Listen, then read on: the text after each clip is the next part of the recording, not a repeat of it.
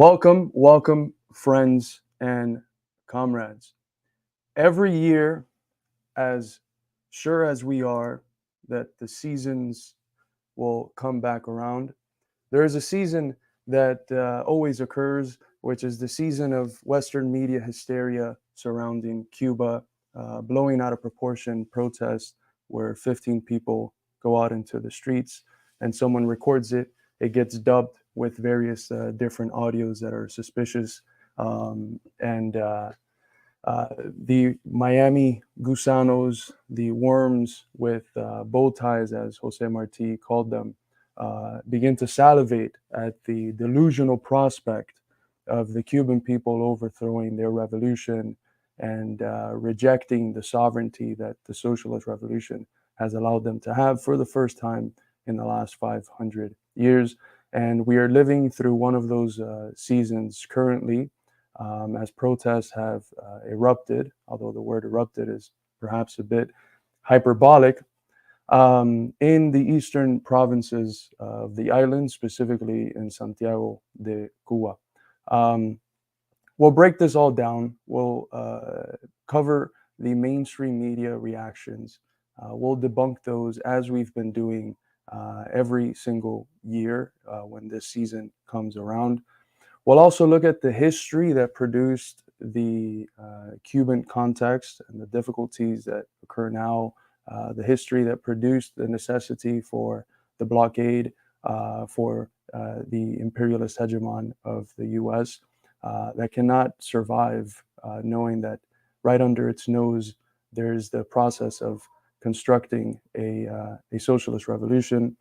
We'll explore the last major series of protests that occurred on the island in July 11, 2021, protests that they tried to replicate in 2022 and 2023 and just failed miserably, because that's all they're really good at, is failing to overthrow the Cuban government. They've made it a whole industry down there in South Florida. You should go see it. A lot of people have become very wealthy just preaching that, this time around, we'll overthrow the Cuban government. Just give us more billions of dollars, National Endowment for Democracy, USAID, State Department. Just give us more money. One day we'll get that thing down. So we'll cover all that and much more. I'd like to remind you all before we start that the Institute has, of course, been demonetized by YouTube and Google AdSense. So that was a central source of revenue for the work that we do, as we have been mentioning for many, many months and years. Without these financial contributions from our working class viewership, we wouldn't be able to do a fraction of what we do. We wouldn't be able to be putting out books constantly and journals and doing broadcasts and doing all the series of things that we do at the Midwestern Marx Institute, the People's Institute. So if you want to donate, if you want to ask any question that you want to guarantee that I answer, you can do that by donating through our PayPal. There's a link that is pinned on the YouTube comment section if you're watching us through YouTube.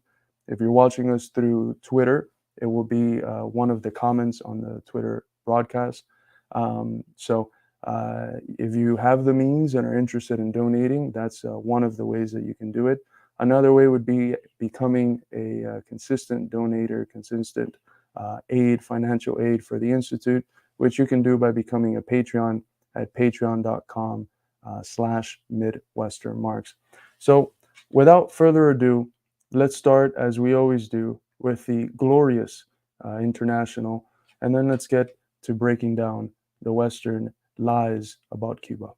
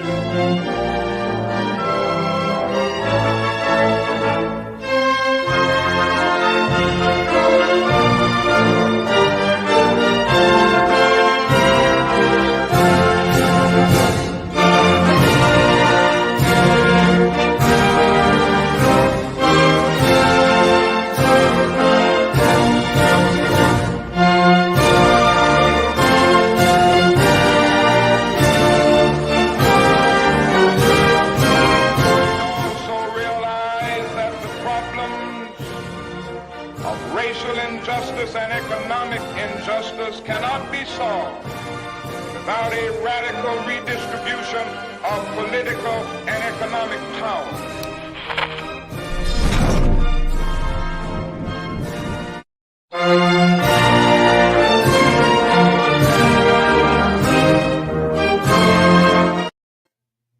Okay, we had that looped for some reason. That shouldn't have been looped. Let's start by looking at some of the comments on the ongoing affairs from the mainstream media. Then we'll break down what's actually going on. We'll cover an article from a socialist activist telling us what's going on in the island, what's the context that produced these protests. We'll debunk some of the lies from the mainstream media in the process, and then we'll focus on the historical analysis of the conditions that produced the modern Cuban reality, with a specific focus at the largest event that the imperialists have been able to produce in Cuba, the largest color revolution event, which was in July 2021. So we'll discuss that. We'll see some of the tactics that the imperialists used, specifically with the media, but other tactics as well, that they used to shape the narrative and to ferment the protest. And then we'll think critically on the basis of those about how it is that similar things are going on today. We would be foolish to not assume that the tools that they've used in the past they won't use today for some reason, just because they were exposed in the past or whatever. In the process, of course, we'll analyze what I think is the central question, which is why it is that the U.S. is inputting a blockade on Cuba. Why has the U.S. tried so mercilessly to overthrow the Cuban Revolution by any means necessary, using at their disposal a vast variety of different forms of warfare, a series of hybrid warfare, as Vijay Prashad would label it. But let's start with looking at the comments from everyone's favorite Cuban American, Marco Rubio. So this is the headline here in Fox News. Cuba protesters demand food, electricity, as Rubio says the nation is on the verge of collapse from Marxist policies. So again, this is what we get every single season of Cuban hysteria, anti-Cuba hysteria, when, because of the objectively difficult conditions produced by the blockades, there's perhaps a few people that go out into the streets. It's dubious to say how much of that is actually organic and spontaneous and how much is produced by the American special interest groups that exist in Cuba, and the hundreds of millions of dollars that have been given to various groups in Cuba to ferment activities like this and to specifically work through the mediums of the arts in order to attempt to create dissenting attitudes against the revolution. But every year, it feels like the same thing is happening. Some Cuban American politician, some gusano de corbata, as Jose Marti used to call them, someone ready to sell out their country for a few crumbs from imperialist loot, it comes out and says the Cuban Revolution is on the verge of collapse. It's failing because of its Marxist policies, as they are actively the main ones urging the United States government to sustain the criminal blockade on Cuba, to sustain a blockade that has been condemned for more than 3 decades by virtually every country in the world every time it goes up for a vote in the United Nations General Assembly. So here we have, of course, Marco Rubio making these proclamations again. Cuba's on the verge of collapse because of its Marxist policies.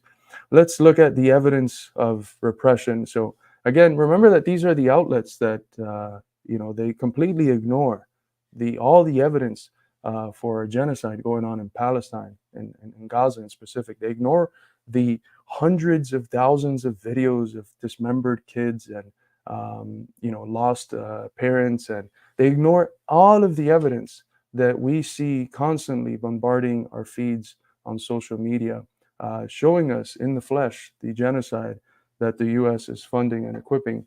So they ignore that, but then they create this narrative about Cuba, about human rights abuses, about difficulties that are not contextualized in the role that the blockade played, the central and most pivotal role that the blockade played in creating those difficulties. They ignore all of that.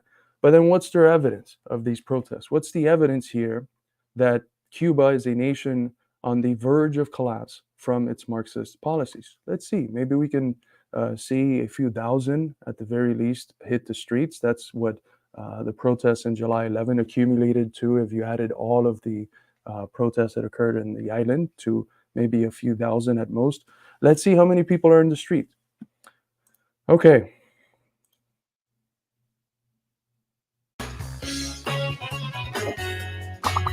Of course, it wouldn't be it wouldn't be capitalism if we wouldn't get our nice little piece of advertisement before watching the video. Very nice.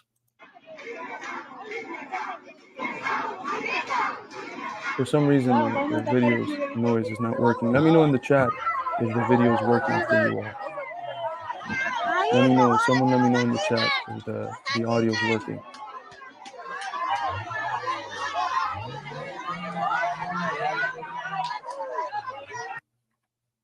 Okay, so it worked. So there we see it. I think it's pretty clear to say that if there was maybe 100 people, that would be somewhat of a stretch. Um, is this what they're banking on in order to say that the Cuban government is falling? A few hundred people, I mean, maybe 100 people protesting in the street. I highly doubt that even made it to 100, but is this how low they've dropped? I mean, there's protests that call Joe Biden out for the genocidal maniac he is literally every fucking weekend in the US, in small towns and large towns. Some of the ones in large cities get thousands and thousands of people. Some have received 400,000 people.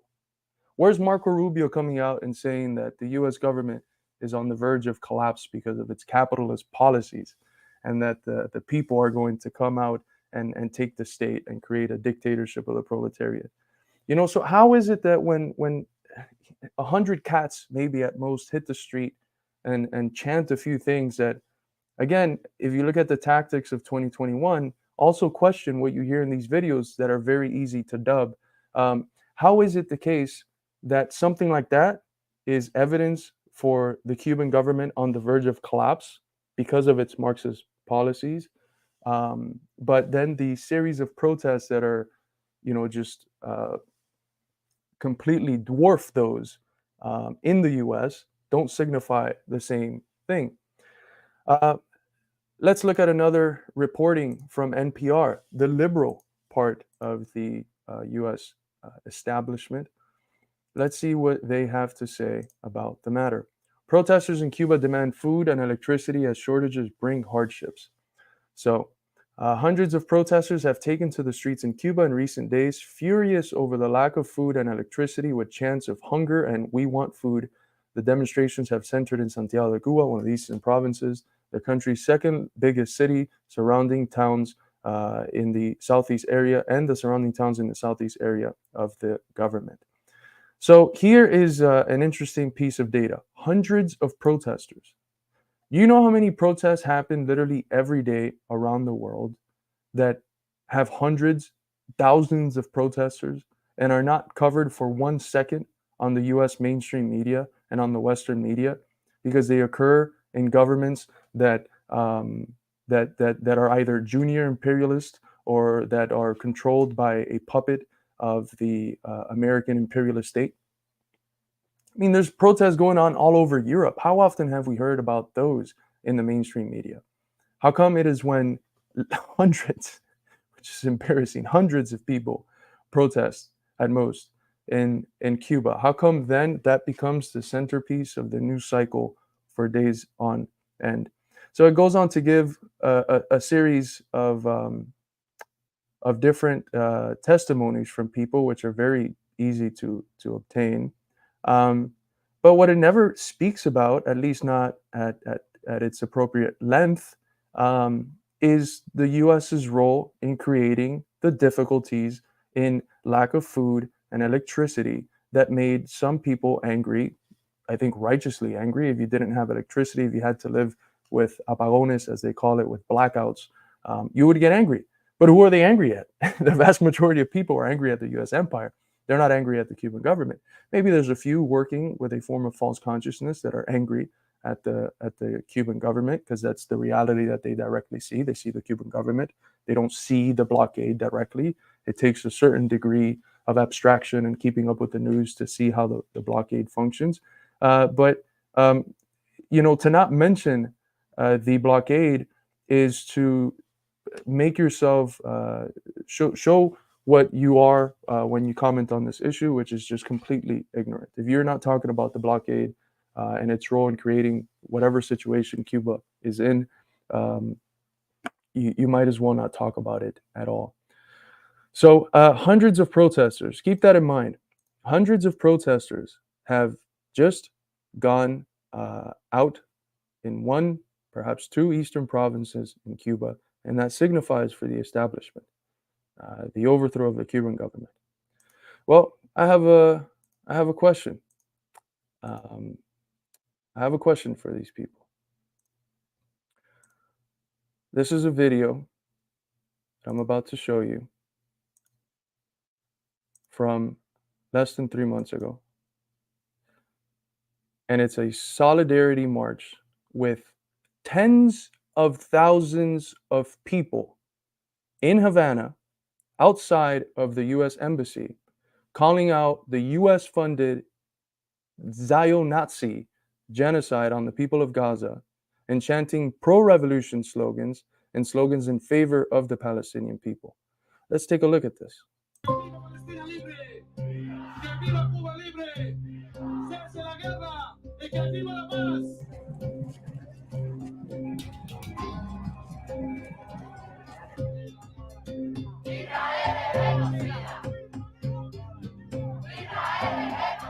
Estamos aquí y no es casual que hayamos pasado frente a la Embajada de los Estados Unidos, porque son los Estados Unidos uno de los máximos responsables por apoyar al Estado de Israel y por apoyar toda la masacre que hoy está viviendo el pueblo palestino y que no se cumplan las leyes internacionales y se esté violando el derecho internacional. Cuba siempre ha sido un país y nuestro pueblo muy cercano al pueblo palestino, y de ellos tenemos también conciudadanos nuestros, congéneres, hermanas y hermanos de origen palestino del Medio Oriente.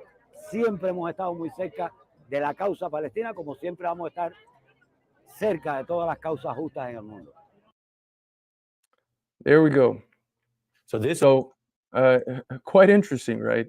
You have just 2-3 months ago, tens of thousands of people in the street chanting pro-revolution slogans, condemning the US-backed genocide of the Palestinian people. How much coverage did that get in the Western mainstream media? Did anyone even see it at all in the Western mainstream media? No. It was mainly secondary outlets, and if it was put in some of the major outlets, it was not given a fraction of the attention that literally 100 people in the streets is getting today. So if you needed proof, any more proof, that these liars and mouthpieces of empire are not reporting the truth, are not actual journalists, have no journalistic integrity. If you needed any more proof than what we've accumulated over the decades and decades and decades of reporting on the lies of the imperialist mouthpieces, there you have it. You have one situation where tens of thousands of people are marching in favor of the revolution, not covered at all. And then you have another where 100 people are marching and saying some supposedly anti-revolution slogans. And that gets plastered all over the mainstream media. It's not truth that they're in the business of. They're not in the business of telling you the truth. They're in the business of lying to you, of treating facts in a one-sided way, of omitting certain things, of twisting certain facts, and doing all of that so that the fake facts, the fake news that they have created, allows you to accept the narrative of the ruling elite. That is the whole purpose of the Western media, to be a lapdog of empire. Instead of being as journalists are taught to be, are supposed to be, critical of empire, doubtful of what the government is doing, inquisitive, uh, they are the lapdogs. They're the ones that create the tune, that play the horns uh, to imperialism's actions. They're the ones that allow for the garnering up of consent from the masses of people who become outraged by the things that they say about government A, government B, uh, things that are said with a direct intent of hitting a nerve, of moving you emotionally, of creating what has been called atrocity propaganda, so that it touches your heart and prevents you from thinking rationally and critically, and so that you end up consenting to your imperialist government's attacks on another people. When you should be doing the direct opposite, when you should be understanding that those people fighting against the imperialist government, those people fighting against our elite, are on our side as well. If they win, we win. If they lose, we lose. That's one of the central components of what a communist brings to the working class movement, to the movement of working class people and the oppressed, an international understanding of this struggle.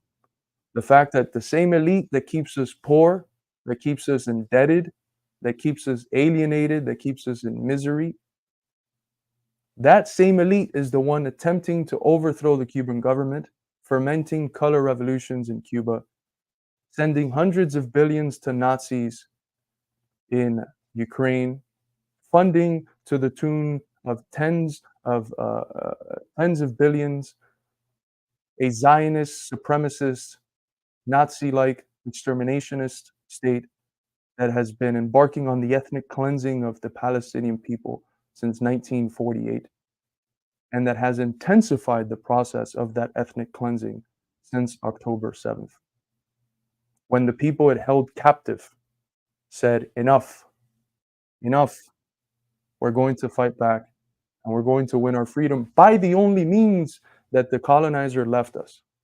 We tried the peaceful protest. Those have not worked. We're going to take up arms and take up the only route that the colonizer left us. Violence is never the go-to for any revolutionary movement. It is always the last option, the option that was left to them by the oppressors. It is these people who fund Nazis and genociders who are trying to overthrow the government in Cuba and who keep us in the immiseration that we're in, who created a condition such that 70,000 Americans die a year from opioid overdoses. Deaths of despair that were created because of the collaboration of the pharmaceutical industrial complex with the government, with universities, with NGOs. I mean, guys, we've been reporting on this for a long time. If you look at the Journal of American Socialist Studies from last year, Eddie provided a wonderful analysis for how explaining the political economy of the medical pharmaceutical industrial complex and showing systematically um, how it was that this opioid crisis that we have in our hands, taking 70,000 souls a year, is one that was fabricated by, to use a term that the right so-called likes, big pharma, in collaboration with the government. So it is these people, these criminals, these bloodthirsty maniacs who are now attempting to provoke the Cuban people into a situation where they overthrow their sovereignty and submit to the will of the imperialists. That's something that is never going to happen, by the way. Sorry to burst your bubble. By the way, thank you so much to Jordan Schaffer or Schaefer. I apologize if I'm mispronouncing that last name for the $10 donation. I see you, brother. Thank you so much for donating to the Institute. As I mentioned, we have been demonetized. So all of these donations, it doesn't matter how small, they help tremendously. If you want to donate, the link to the PayPal donation is pinned to the top of the YouTube, or if you're watching us on Twitter or X, it is under the live stream itself in the comments. So let's look at some other news. Let's look at what the U.S. Embassy in Cuba had the gall to tweet out and retweet. So this is from the American Embassy in Cuba. We are aware of reports of peaceful protests in Santiago, Bayamo, Granma, and elsewhere in Cuba, with citizens protesting the lack of food and electricity. We urge the Cuban government to respect the human rights of the protesters and address the legitimate needs of the people.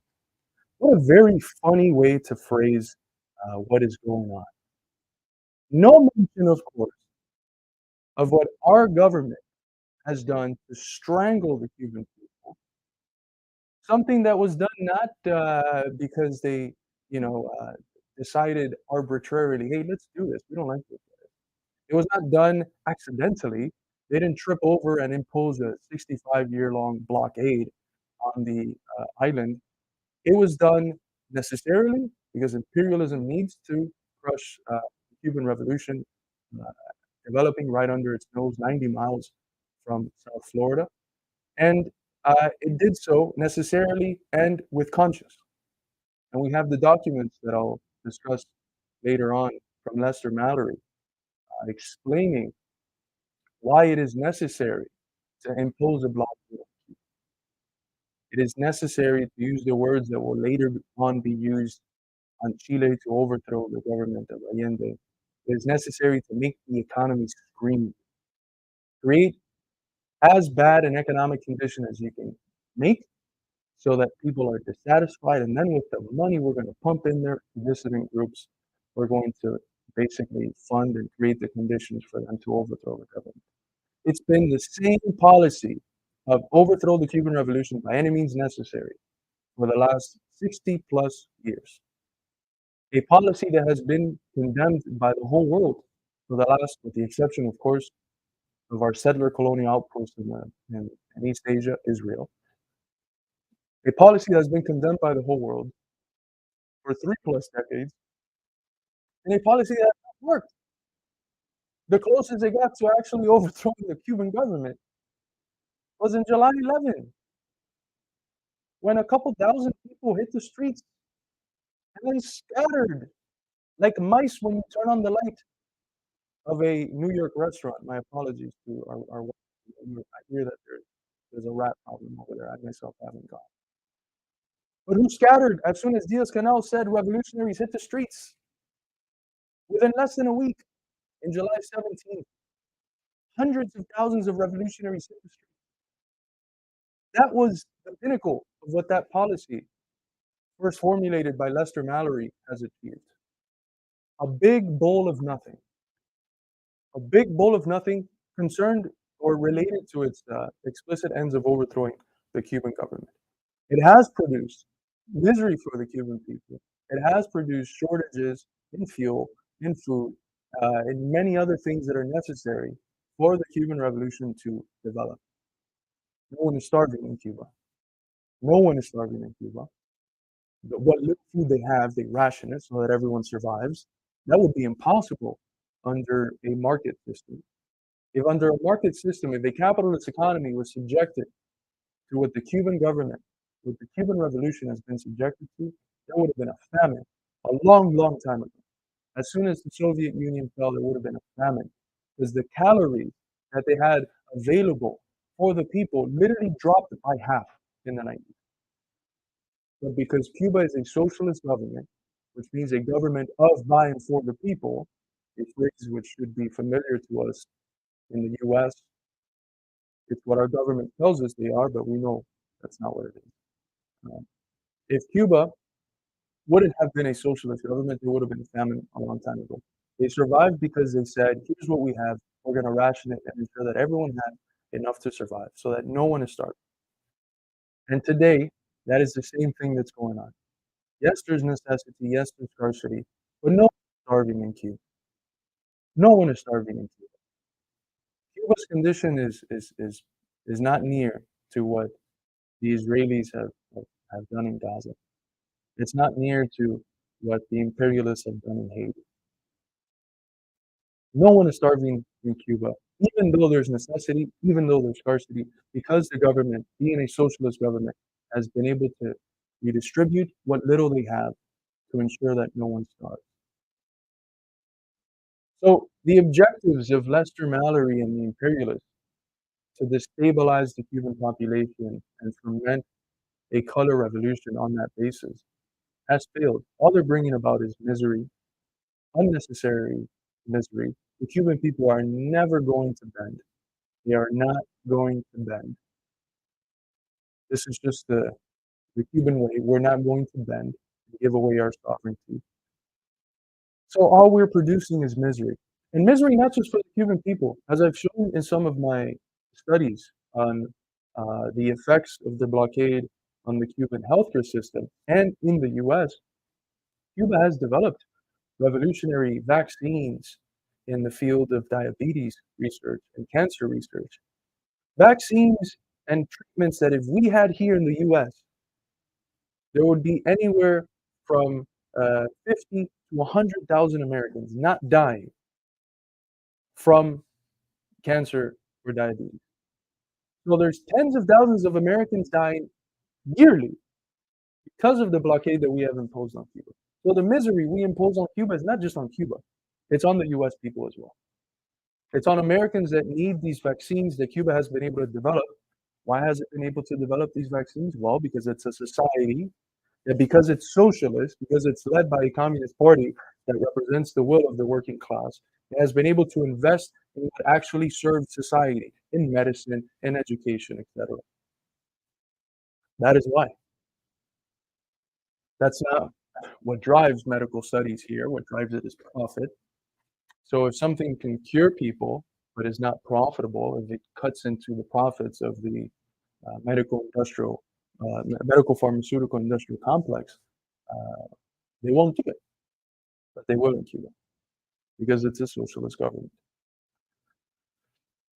So no mention of the blockade, no mention of the role it plays in creating the conditions in Cuba. And then the audacity to talk about respecting human rights. Respecting human rights. A state funding a fucking genocide wants to tell the Cubans, a country, a revolution that has not been able to allow one international organization to prove one crime against human rights. Not one crime against human rights has been proved against the Cuban Revolution. Fidel has opened up, when Fidel was around, the Cuban Revolution has always been open. Come, observe. Tell me where the human rights violations are. You will not find one. A government funding a fucking genocide right before our very eyes has the audacity to talk down to Cuba and say, you better respect human rights. When the people go out into the streets protesting a condition that we created. It's the turning of the world on its head. The main violator of these human rights are the US. There is no greater force for violating international law and violating human rights than the US. It is the one country that, because of its hegemonic position in the world, literally wipes its ass with international law and then calls the shit paper that it has on its hand the rules-based international order. What it has in its hand is the shit paper, and it calls it the rules-based international order. So the audacity, the imperialist hubris, is ridiculous. It's ridiculous. And as the American people suffer under the tyranny of capital that we're subjected to, it becomes clear to the people that are supposed to be consenting to this how stupid it is, how clearly against our interests it is. Here's another mouthpiece of empire, Brian A. Nicholas, ambassador, assistant secretary for Western Hemisphere Affairs, U.S. State Department, blah, blah, blah. Imperialist mouthpiece, imperialist vampire. The United States stands with the Cuban people as they exercise their rights to assemble peacefully. Do we have the rights to assemble peacefully? On paper. What happens when we assemble peacefully in large numbers? What's been happening all throughout these Palestinian, pro-Palestine, anti-genocide protests? People get arrested, people get beaten, some people get jailed. What's happened in other protests where people get killed? We have a long history of that.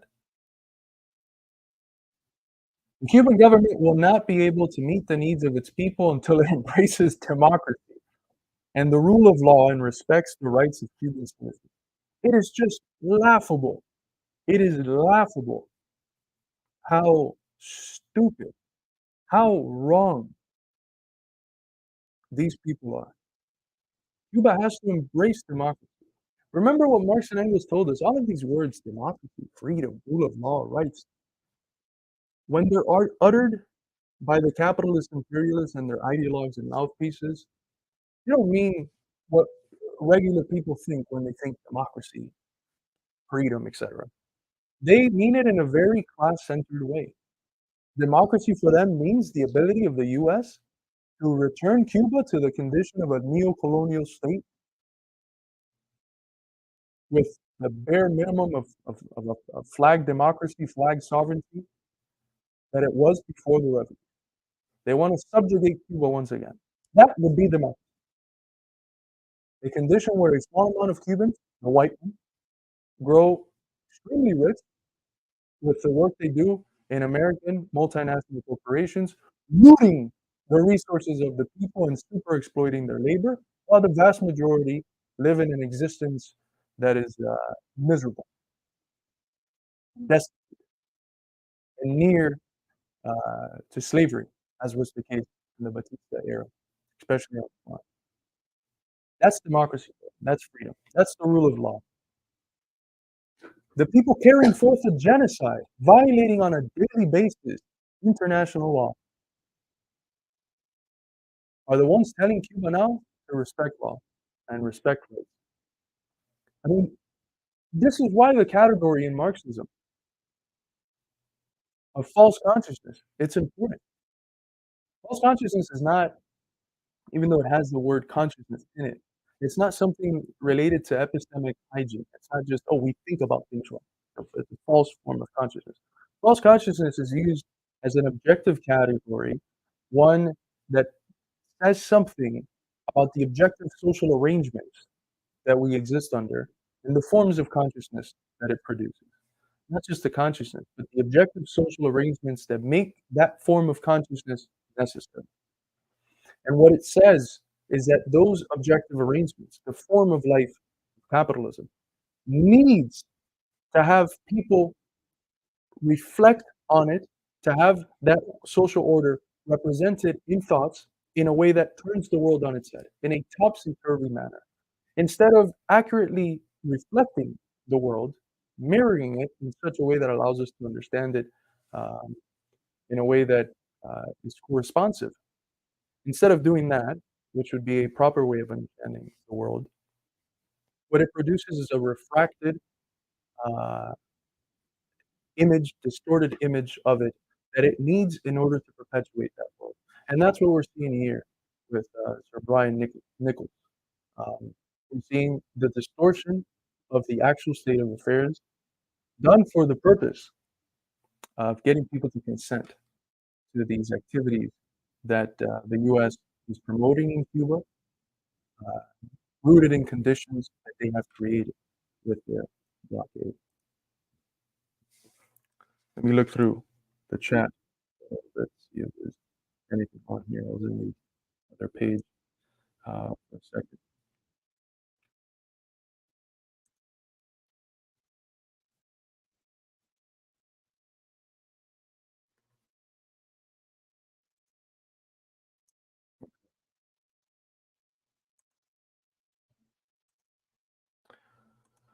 Let's listen to what Cuban President Díaz-Canel has had to say about the ongoing affairs. Y esa, la absurdidad de ese bloqueo es la que ha provocado todas las otras reacciones de las cosas. Ellos siempre andan buscando justificaciones y dándole la vuelta a las cosas. Lo más absurdo es que nos hayan aplicado un bloqueo criminal durante más de 65 años. Eso es lo absurdo. Y esa, la absurdidad de ese bloqueo es la que ha provocado todas las otras reacciones de las cosas que pasan. Yo creo que tanto los voceros del Departamento de Estado de los Estados Unidos, como el gobierno de los Estados Unidos, como su embajada aquí en Cuba, son injerencistas prepotentes y sienten un enorme desprecio por el pueblo y la revolución cubana. Y nosotros no tenemos que rendirle cuentas al gobierno de los Estados Unidos, a ninguno de sus voceros, porque nosotros somos libres, soberanos, independientes y vamos a seguir haciendo nuestra revolución. Que lo vengan a probar, sobre todo que traten de derrumbarnos a ver qué les va a pasar. La revolución es muy sólida, el pueblo cubano tiene mucha conciencia de lo que significa perder la revolución. El gobierno de los Estados Unidos, en su afán hegemónico, está tratando constantemente de aplicar una plataforma de restauración neocolonial y neoliberal en Cuba, y eso no lo va a lograr.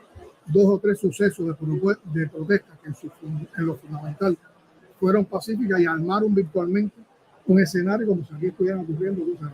En el mundo protestas como esas, más severas que esas, las hay. Y las que hay en Estados Unidos, ese tipo además son reprimidas con violencia. Sin embargo, las de Cuba son la noticia. ¿Por qué? Porque hay toda una perversidad a la hora de atender la problemática cubana. Pero nosotros muy serenos, muy tranquilos, y nadie nos para en el avance de nuestros proyectos. There you have it. Very clear.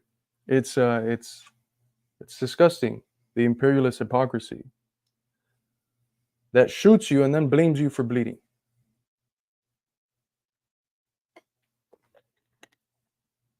I don't think the vast majority of people are buying it anymore. I teach in an area that's one of the poorest cities in my state, and every semester, it's clear that the acceptance, the super patriotism of previous ages, of previous eras, where the American people weren't as destitute as they are now, it's either one, not there, or two, if it's there, it's very superficially there. It gets turned very easy. Please fix your microphone so we can hear what you're saying more clearly. Let me know in the chat if you hear any problems with the audio so I can adjust accordingly. I think it's better now. I had the kafia on top of it for a second. Okay.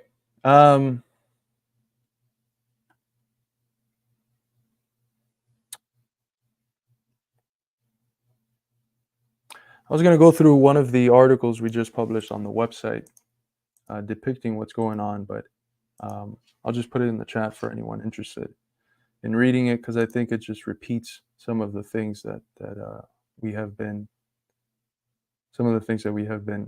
covering and listening to, especially the words from Díaz-Canel, which are quoted frequently in this article. So if you want to read it or cite it, if you're a scholar or journalist of any kind, you can go ahead and do that.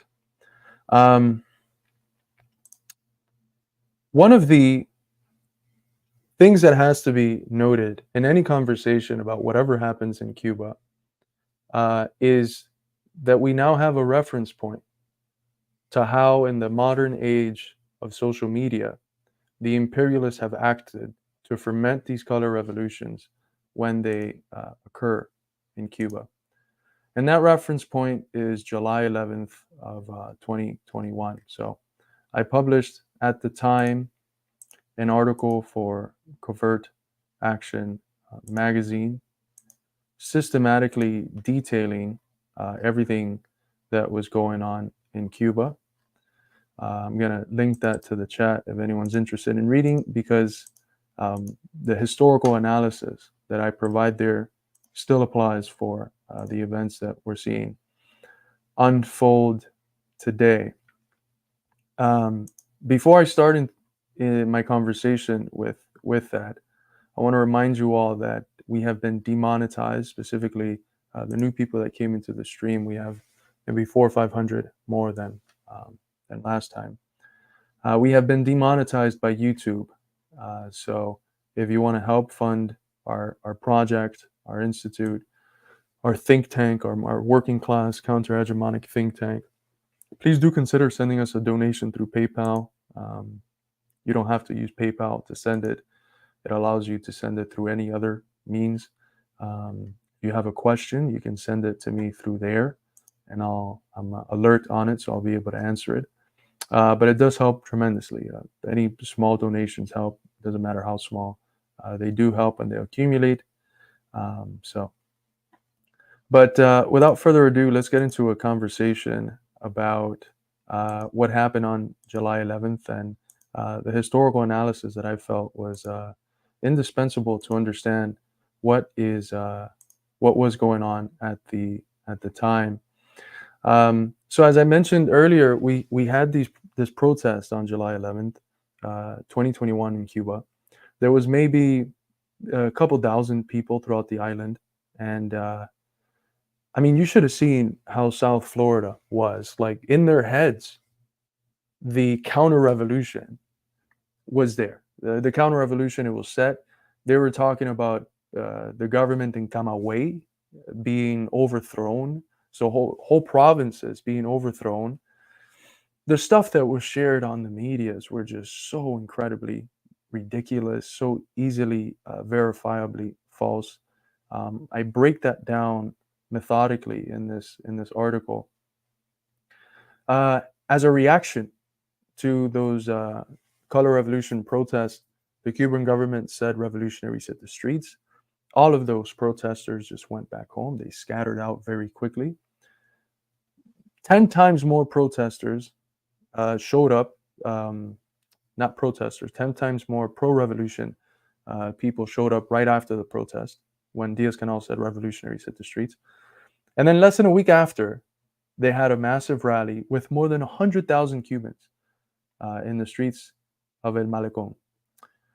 So, of course, dwarfing the previous imperialist protests that had these accusations of violations of human rights that were completely baseless, but which led the Miami mayor, Frances Suarez. I mean, talk about, these guys love Cuba. They love Cuba so much, he urged the Biden administration to implement a humanitarian intervention that does not take off the table airstrikes. Oh my God, we're the real Cubans. We're the real patriots. Those dirty communists, they hate Cuba. They're anti-patriots. But we want the U.S. to bomb the island, of course. That's what patriots do. Patriots ask the imperialist government that has been trying to overthrow your government, patriots ask that government to bomb their country, to bomb their people. That's what patriots do. I mean, these people are so ridiculous. But anyways, the context that produced these protests in 2021, which have been, as I mentioned, the biggest ones the imperialists have been able to create, were based on two central factors. One, the fact that the Cuban thaw process that Obama initiated at the behest of Pope Francis had been completely overturned by Trump, who undid everything and did some more stuff along with it. And then that was sustained and expanded, adding new sanctions by the Biden regime, which has now converted into a pro-genocide regime.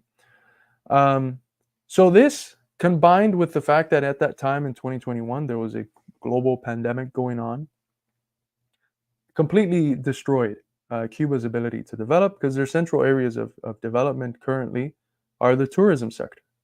And during a pandemic, people can travel. And if before people couldn't travel from many countries because of the US sanctions and the labeling of Cuba as a state sponsor of terrorism, making it virtually impossible to travel to Cuba, you're hitting the main sector in the Cuban economy. Another central sector has been the export of doctors. Cuba went from, after the revolution, losing half of its doctors to the brain drain that occurred, where professionals just picked up and left and went to the belly of the beast, to, as good opportunists, live wealthier lives. And it was able within a generation to create a surplus of doctors that it was sending across the world to the poorest and farthest corners of the earth, to save the millions of people that they have saved, to train new generations of doctors in other countries, countries in Africa, and the whole tricontinental, Africa, Asia, and Latin America, Central and South America. So you had the Cuban economy hit extremely hard by this dual pandemic of the blockade and the actual COVID pandemic. And that produced those series of protests. They had been the largest since the 1994 Maleconazo, where anywhere from around 1,000 to 2,000 people came out. This was, of course, in the aftermath of the overthrow of the Soviet Union, Cuba's main trading partner, the whole Eastern Socialist bloc, the CAMECON, CAMCON, that El CAME is how you call it in Spanish, El CAME, that would, say F you to the blockade, we're going to trade with Cuba and help Cuba develop. That collapses. It creates this special period in Cuba in the 90s. Caloric intake dropped by half. It was just horrendous, the conditions that were created. And it was by sheer force of spirit that Cuba and places like the DPRK that suffered similar difficulties was able to survive and continue the process of the Cuban Revolution. It was because Cuba was able to create, as Che said was necessary, a new man and woman, a new socialist person, committed more to the project of socialist construction and creating a new, more free, more democratic, more human world, committed more to that, those noble goals, than any form of personal, opportunistic ends. Interestingly enough, some of these protests were attended to by Fidel. And as soon as Fidel got there, protests that were chanting against Fidel and the government, they were so mesmerized by Fidel's persona that they started chanting, Viva Fidel, long live Fidel. To have an accurate understanding of Cuba, we have to situate it in various contexts, in a long-term context, in a medium-term context, and in a short-term context, if we want to actually have a concrete, comprehensive understanding of Cuba. Cuba became, in the 18th century, the sugar hub of the world. Cuba was, of course, colonized by the Spanish, and in order to profit as much as possible from Cuba, the most profitable commodity was sugar. They were also cultivating tobacco, but it was primarily sugar that was the breadwinner. And that accounted, by the time of the revolution, for 82% of Cuba's export earnings. So a central component of the Cuban economy. But what happens? As even bourgeois economists know, if you base your whole economic condition upon one commodity, you end up being in a position of dependency, and you end up being at the expense of global price fluctuations of that one commodity that you have to export in order to survive and make the revenue necessary to keep society going. So this sugar dependency that they had the audacity to criticize the revolution for in the first few decades, this was something that was inherited by colonialism. It wasn't produced by the Cuban Revolution. It was combated by the Cuban Revolution. It was produced by the ancestral fingers of Spanish colonialism. But it wasn't just that dependency. It's what that did to the soil. As anyone that has studied these matters knows, when you monocrop a soil, you reduce its fertility drastically, to the point where the United Nations Environmental Program research showed that over 3/4 of its 6.6 million hectares of arable land is affected by soil erosion. So 75% of Cuba's land that could be used for growing things is affected by soil erosion, not because of the Cuban Revolution, not because they're dirty communists, but because of this colonially inherited legacy, this legacy of colonialism that still operates as a ghost within Cuban reality. The result, the United Nations Environmental Program continues, is that Cuba imports 80% of its food necessity at a cost of nearly $2 billion a year, a heavy burden for any developing country, especially one that continues to suffer an ongoing economic embargo from a major world power. So just imagine that. You inherit a country where 75% of its land is not good for growing anything because of the legacy of colonialism. The Spanish found it more profitable to just grow sugar and tobacco because that's what they could sell best in the market. You're dealing with that situation, which forces you to import 80% of the food. And then you have the biggest empire in human history preventing you from trading with anyone in the world. Because whoever decides to trade with you, they get the hammer of US imperialism. They get condemned. They get attacked.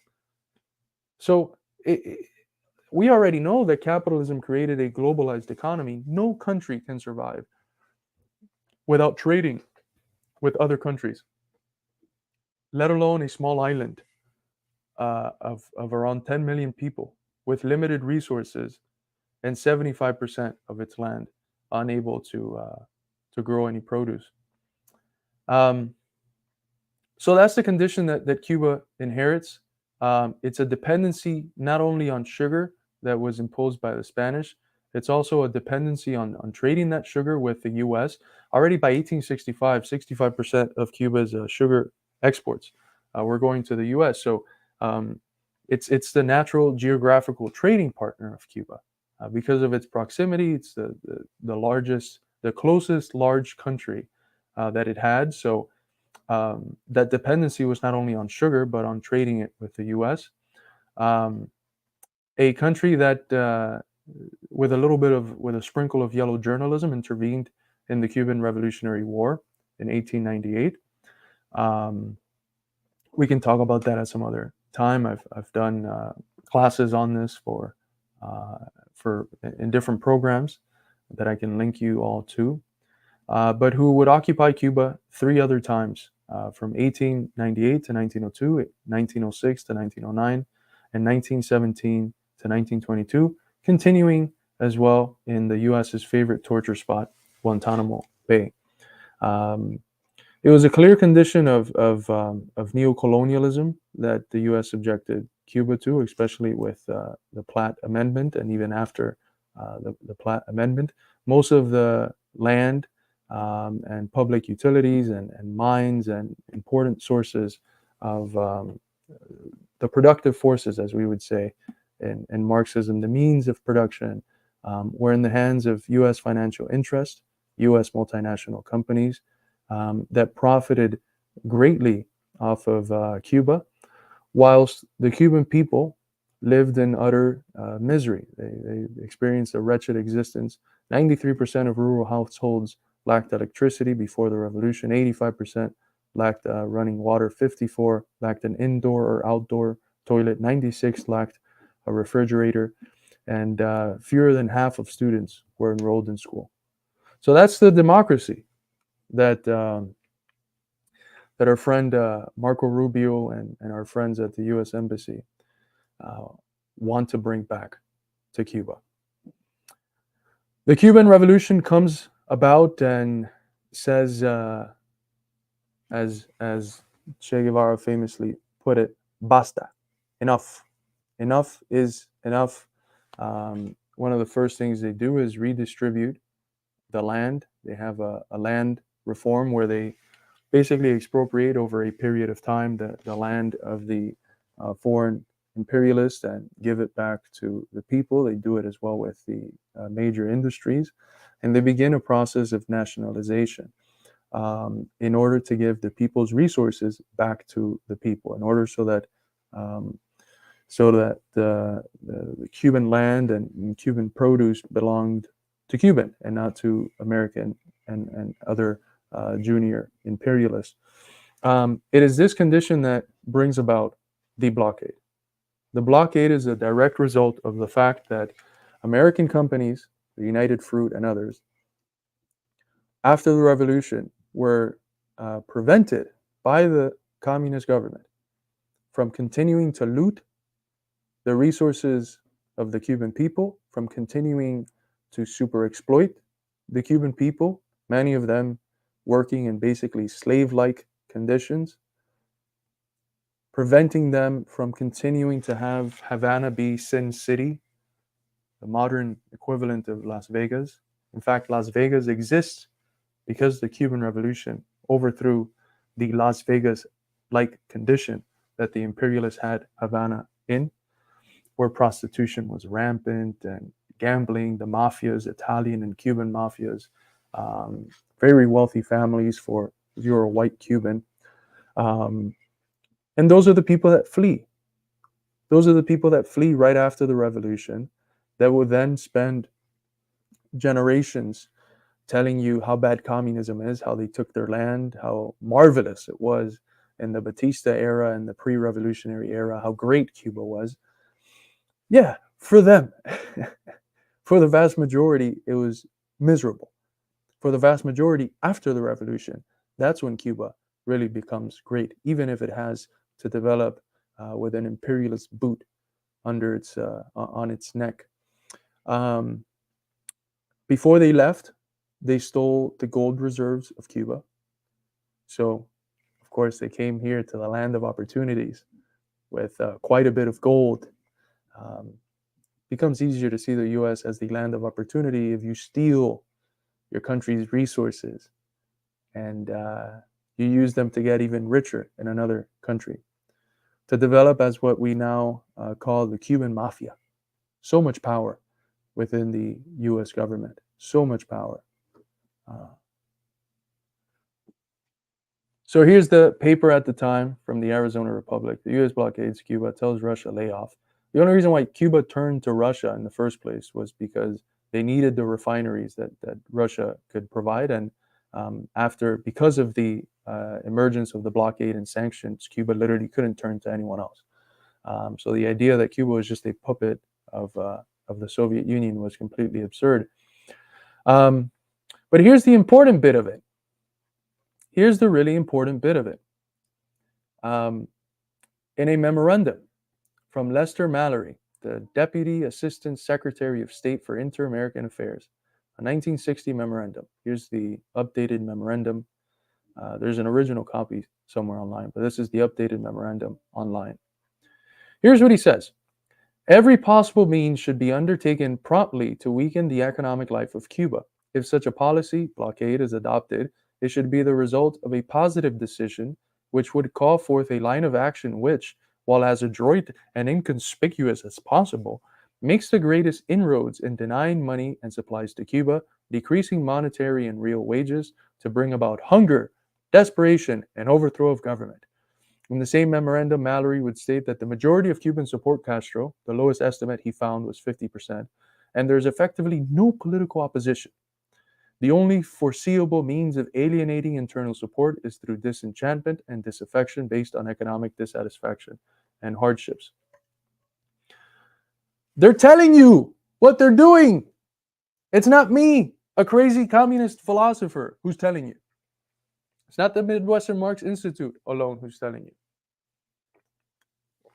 It is they themselves who have told us from day one. From day one, they've told us what it is that they're doing. They are trying to strangle Cuba economically so that this extremely popular revolution, a revolution basically the whole country is behind, so that this revolution people turn against it. Create misery, create horrible conditions through this blockade, and then finance people within the country to use that dissent to the conditions the blockade created in a way that can foster attitudes and movements and organizations aimed at overthrowing the Cuban Revolution. Why? Because the Cuban Revolution dared to say, Cuba is for Cubans. Our resources, our people are not going to continue being looted by the imperialists, Spanish, American, or otherwise. We're going to construct socialism, which means we are going to construct a society that serves society itself. We're going to invest in education, increase the literacy of our people, increase the culture of our people, the education of our people. We're going to invest in medicine so that our people aren't dying from things that are curable just because it would take a day to get to the nearest hospital or clinic. We're going to invest, in other words, we're going to invest in the people. It's going to be a people state that invests in the people and that shows solidarity with working class and oppressed people around the world, in Africa, in South America, in Central America, in Asia, etc. My grandfather was a part of the first missions. It was a seminary, a Catholic seminary, who left the church when Cuba started sending brigades of young people, educated young people, to the rural areas of the country, el campesinado, to create clinics and to create schools to educate the people and provide for their medical needs. My grandfather was a part of those brigades. He was one of the educators, creating small schools in various rural parts of Cuba, teaching people how to read. Do you know what the enemies of the Cuban Revolution, the Batista agents, the people funded and equipped by the US, you know what they would do to those young kids going to the rural areas to educate people and give them medicine and medical treatment? They would hang them. They would catch them and hang them. There's a whole valley in Cuba that when you pass by it, they tell you don't look up, because the superstition is that it's haunted from how many people were hung. These people would literally get these young brigaders, these brigades of people that would go to the rural areas to educate and bring medicine, and they would murder them. They will murder them. Actions which had also preceded the conquest of power. These people were beasts. Imperialism, as Che said, turns people into beasts. It's a bestializing system. It's a bestializing system. That's what we're seeing with the Israelis. In their dehumanization of the Palestinians, they dehumanize themselves. It's hard to see humanity in a population that 98% supports a genocide. It's very hard to see humanity there. I see humanity in the Palestinians and the people fighting against it. The people that, regardless of the conditions that they're put in, they continue to fight. Those are the conditions that produce the trials where some people end up becoming prisoners, others people, it gets democratically decided that the best thing to do with them is kill them. Some of these people, even the Cuban leadership prevented them from being killed. It was a genuine democratic process that decided all of this. But these people were criminals. And then the narrative becomes, when they get to Miami, oh, the Cuban Revolution prosecuted us because of our political disagreements and because we wouldn't bend to the communist will. No, motherfucker. No. You were prosecuted because you were a criminal. Because you were siding with the reactionary forces, with the counter-revolutionary forces that wanted to bring back Cuba into a position where they were kneeled in front of empire, subject to empire. And that you used criminal means to bring that state of existence back, that state of miserable existence back to the Cuban people.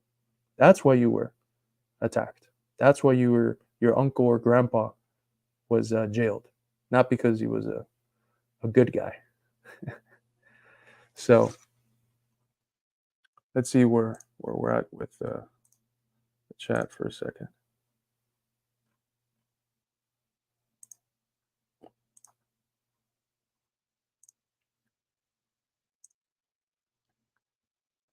I want to remind you all that if you're interested in helping finance the Institute, feel free to shoot us a donation through PayPal, direct donations.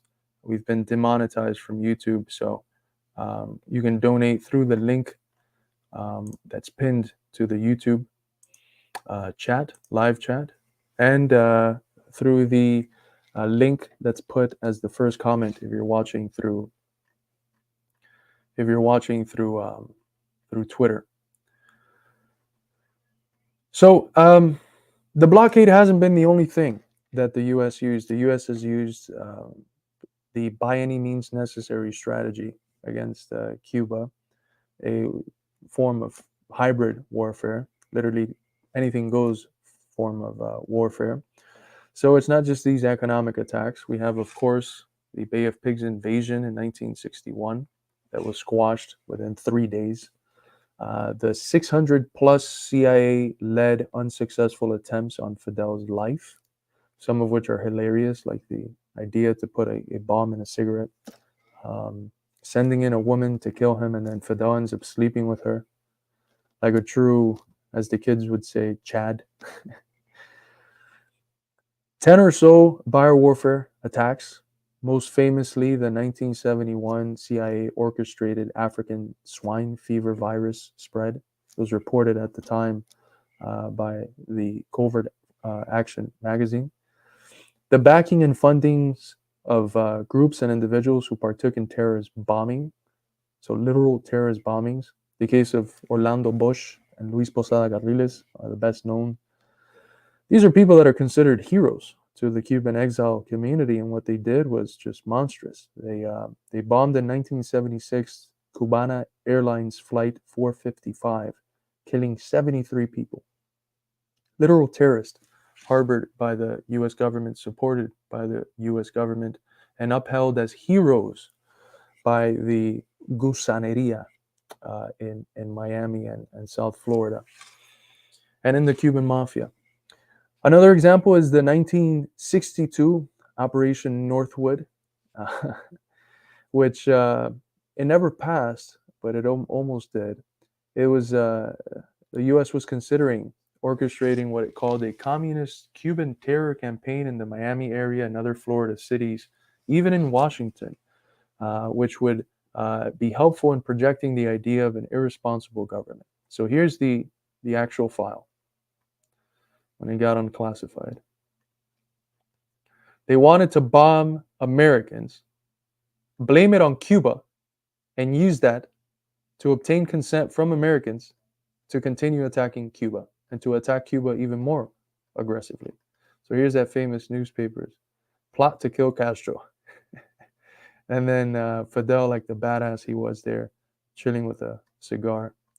So the policy has been clear. Overthrow Cuban socialism by any means necessary. Attack all of its partners. It's not just Cuba. It's attacked Venezuela, the USSR, every single country that's in the camp that allows Cuba to survive by giving it some form of aid. They're also, of course, targets of empire, and that damages Cuba. Because when Venezuela, for instance, gets hit extremely hard with the 900-something sanctions that the empire has placed on it, that affects Cuba's ability to obtain the things that it was obtaining from Venezuela. So it's not only an attack on Cuba, it's interconnected to the whole imperialist system and an attack on all the countries that exist outside of the sphere of influence of empire. It would take 55 years after the 1959 revolution for some minimal positive change to the aforementioned relationship to arise. In 2014, although sustaining the crux of the embargo, Obama would begin normalizing some diplomatic relations with Cuba. This was something that was promoted by Pope Francis. Here you have Obama getting to Cuba. This was known as the Cuban thaw, and saw the easing of travel and export sanctions, the opening of a Cuban government bank account in the U.S., allowing it to free itself of the burden of having to handle financial affairs in cash, the removal of Cuba from the U.S. list of states that sponsor terrorism, mutual openings of embassies, Obama's visit to Cuba, which was the first one since 1928, since Calvin Coolidge in 1928. What happened in this time? Socialism always fails. No, that's what they've told us our whole life. Socialism always fails. Well, why do we have to strangle Cuba with a blockade? Why do we have to perform these hybrid warfare attacks on Cuba? Just let it fail. Leave it alone. Let it collapse. Well, we have an example of what happens when you let it alone, even a little bit. Because the embargo is still there. It was a partial easing of it in the Cuban thought process. What was the result? Cuba had one of the highest GDP growths in all of Latin America. I think it was only surpassed by Bolivia, another socialist country. So you leave Cuba alone a little bit, not fully. You ease a little bit the imperialist pressure, and it grows faster than the vast majority of countries in Latin America. And it was a growth, not like the GDP here that means, doesn't mean lick. It means this artificial speculative growth that regular working people, don't feel impacted by in their everyday life. It was a growth that helped lift the living standards of regular Cubans. When Trump got elected, he wanted to continue these relations with Cuba. There's a part of the capitalist class and some farmers in the US that want relations with Cuba because they want to be able to sell their produce there. And that's perfectly fine. They should be free to do so. But what the Miami mafia, the Cuban mafia, told Trump is that they wouldn't support him if he did not go back to attacking Cuba. So, of course, he rolled back all of the minimal advances that Obama had provided. He created policies restricting the travel to Cuba. Remember, tourism is one of the central sectors. He banned the sending of remittances, which was huge, affected the Cuban economy greatly. And he put Cuba back on the state sponsor of terrorism list and implemented 243 new sanctions on the island. What did lesser evil Biden do? Well, he expanded these sanctions. He added new sanctions, and he oversaw the color revolution attempt in July 2021. The effects of these measures, Trump's measures, from April to December 2020, cost Cuba $9.1 billion. And when you use that and you calculate it accounting for the 6 decades long blockade and the dollar's depreciation against the value of gold in the global market, anywhere from around the 1.3 billion, $1,300 billion has been lost by the $1,300 billion lost by the Cuban government in that time. Money that could have gone to doing a whole lot in the process of constructing socialism. These conditions that Trump put back on Cuba are intensified, of course, with the pandemic. They saw it as a dual pandemic, and the U.S. exploited the pandemic itself. The sanctions are a dynamic thing. They're not just this static entity that you can try to plan around. You try to plan around them, and then the sanction says, here, I'm gonna play full court press defense. Every attempt the Cuban government has made to try to mitigate the sanctions and work around them, they just develop new sanctions to prevent any attempt. So it's dynamic. So what you have with the pandemic is that any attempt at Cuba receiving the bare necessities that it needed to deal with the pandemic were thwarted by the U.S. So they stopped, for instance, Cuba's ability to buy ventilators. They prevented and aid of various forms of things necessary to deal with COVID that came from the Jack Ma Foundation. They stopped it in a Colombian airport. And throughout all of this, Cuba was sending doctors all over the world to help serve and protect people and educate new generations of doctor. It was called the Henry Reeve Brigade, after the American soldier that fought and died in the first Cuban Revolutionary War.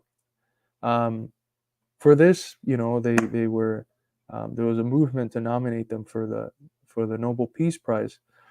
And besides that, Cuba was able to develop 5 vaccines. 5 vaccines. What it needed in terms of vaccines was syringes, and the U.S. blocked them from receiving those. So this is a condition that every year gets voted on in the National and the UN General Assembly. And for the last 3 decades plus, almost every country in the world, with the exception of the US and Israel, votes against the American blockade. So those that were telling Cuba to respect international law, to respect human rights, are the same ones that hear what the whole world is saying: lift the blockade on Cuba, let Cuba live, as the slogan goes, and they say, nah, I don't care.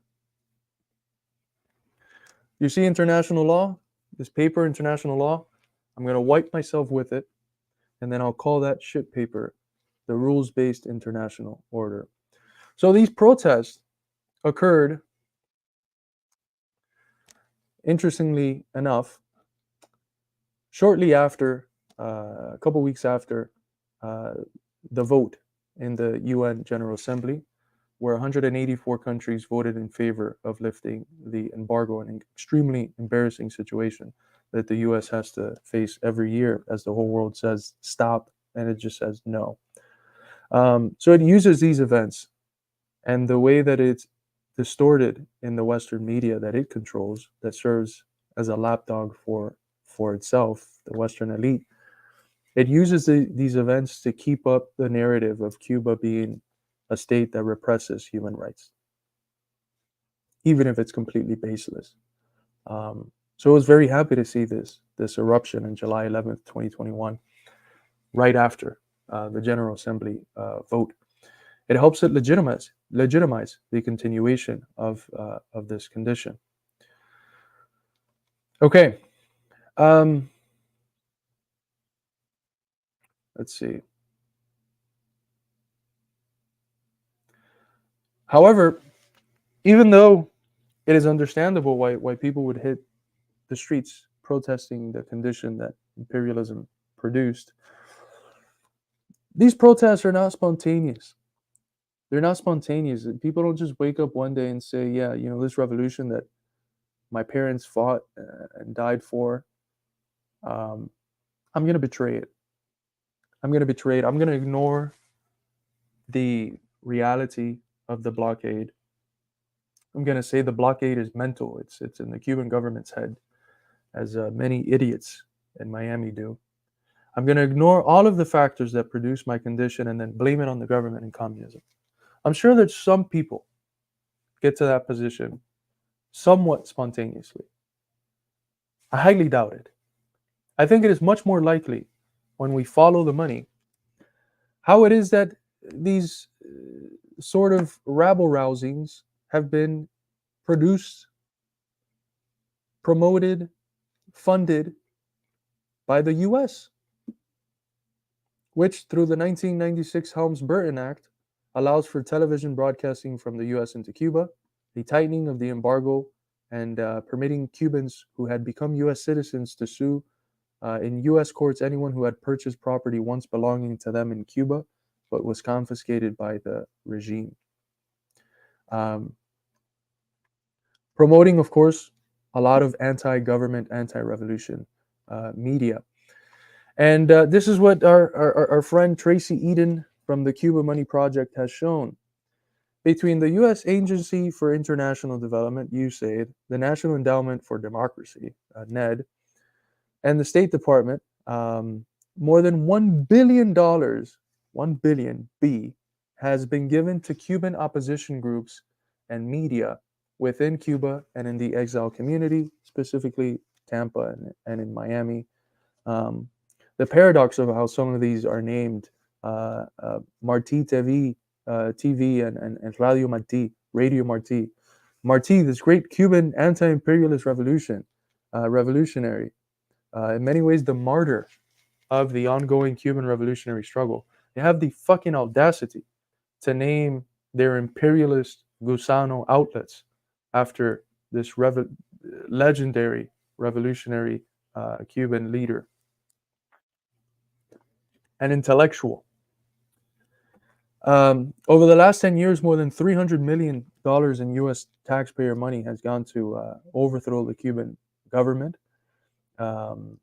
enticing, specifically as of recent, Cuban hip-hop scenes, the underground hip-hop scene, with groups like Los Aldeanos.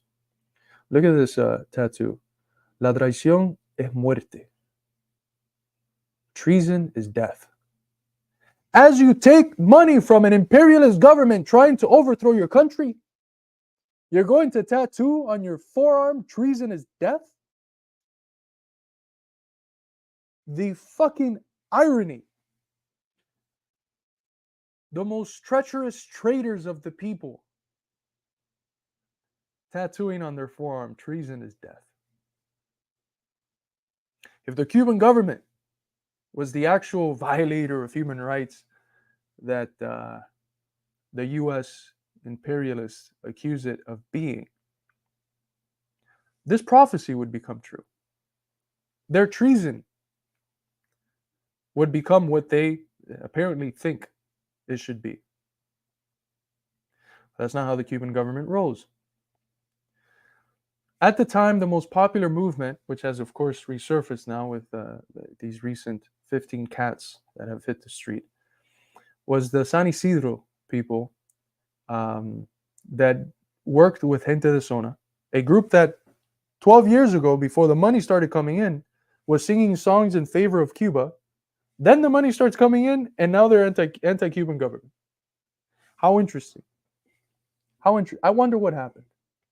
I wonder if that turn was spontaneous, or if it was the money, the millions and millions of dollars funneled into them that made them change their mind.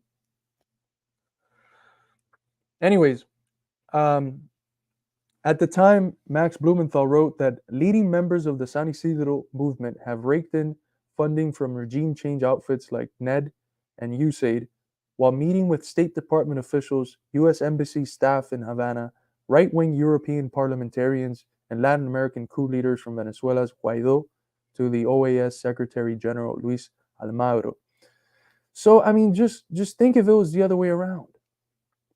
What if China was funding people attempting to overthrow the U.S. government?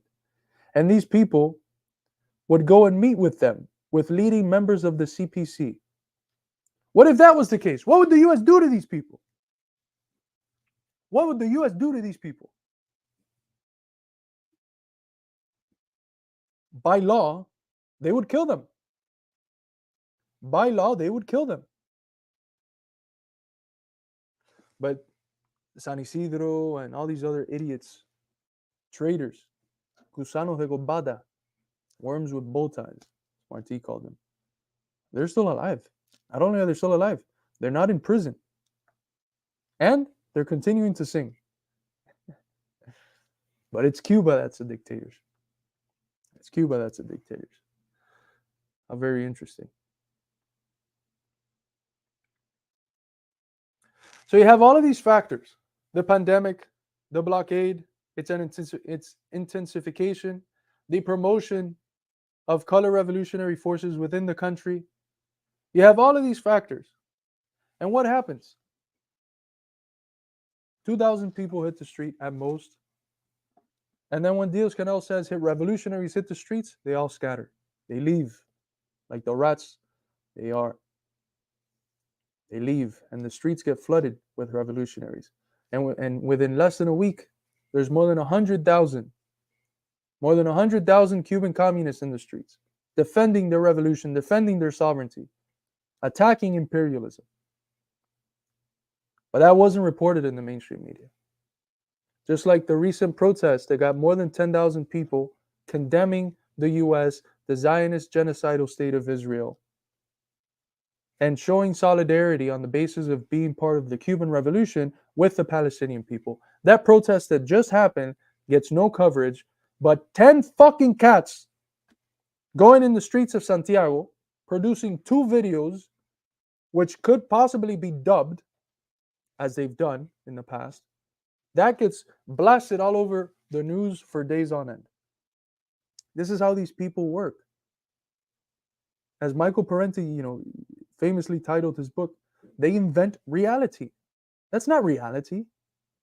They're inventing another reality. That's not how the world is. They're fabricating it. They're inventing shit, twisting facts, seeing them one-sidedly, omitting things, so that what they say, the facts, the evidence they provide, fits into the narrative of the imperialist elite. So that the narrative, hits people in the heart. No one wants to see black artists oppressed. But were the artists oppressed because they were black, or were they oppressed? Oppressed. There's no proof of oppression. But were they oppressed because they were taking money from the government trying to overthrow the Cuban government that has sustained the blockade for 6+ decades, tried to take out its leaders, has done all these things that we've been talking about today? Biological warfare, invasions, terrorist attacks on airlines. Maybe it wasn't the fact that the artists were black, like a good portion of people in the island are in the government everywhere, but the fact that they were taking that imperialist money to try to overthrow the government. Did you ever think of that, imperialists? Did that ever cross your mind? I don't think so. These people don't think. These people don't think. These people are robots whose sole purpose is to be mouthpieces of empire. They sold their soul to the imperialist devils long ago. What were the people chanting when Diaz-Canel said hit the streets? They're chanting, these are Fidel's streets. I am Fidel. I am Diaz-Canel. Homeland or death. And they were coming out with the flags of the 26th of July movement and Fidel portraits. Look at them there. 100,000. No coverage in the imperialist media. That's how they spin the narrative.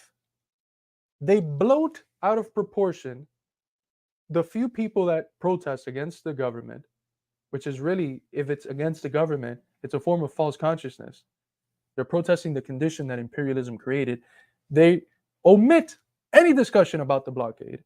They omit any discussion about the billions, the $1.3 billion that has been spent in anti-government media and groups and dissident voices, hoping to take advantage of the misery that they have created with the blockade to promote regime change. That's the basic formula of color revolutions. They omit that, and then they omit the vast majority of support that the Cuban government has. The Cuban government had just done a constitutional reform that got 90-something% of voting, that was done on the basis of hundreds of thousands of conversations, and that received almost 100% in favor. But that's the anti-democratic country. We, the virtuous Americans, with a constitution from the late 18th century, made by slave owners, for the interest of slave owners and the capitalist class. We're the ones that are democratic. We, the West, the country where 91% of elections, if you were smart, you would bet on it, because 90-something% is decided by whoever gets the most money. So just look up whoever finds the most money on that Dark Secrets website, where you see the funding of candidates, and then start placing bets. Maybe that's what the Institute should do, to get our money up and be able to fund the revolution. We should start betting on elections. I'm just joking. I'm pretty sure that's illegal. So they omit all of that in order to spin the myth that Cuba is a repressive one-party dictatorship. It is a dictatorship, but it's a dictatorship of the people. That means it's a democracy. Because all democracy means demos, popular people, common folk, kratos, rule, the capacity to enforce power. Democracy is a one-word substitute for a dictatorship of the people, of the working class, which is what Cuba has. That's the dictatorship it has. Let's look at some of the coverage in what's called the legacy media of these protests. They used everything from fake photos to Twitter bots. Outlets like The Guardian, Fox News, Boston Globe, Financial Times, Yahoo, NBC Today, and others, they used images from large pro-government demonstrations in previous years and claimed that those pro-government demonstrations were the anti-government protesters from July 11th. CNN used an image from a rally in Miami with a dude wearing a fucking MAGA hat and titled it, "Cubans Take to the Street in Rare Anti-Government Protests Over Lack of Freedoms and Worsening Economy." It's laughably stupid. Here we go, the New York Times, that well-respected imperialist mouthpiece. This picture, Cubans denounce misery in biggest protests in decades. That's a lot of people. That's a pretty big protest. Anti-government protesters gathered at the Máximo Gómez Monument in Havana, Cuba. Oh my God. The Cuban Revolution is going to be overthrown. But wait, what is that? What is that? What is that, brother?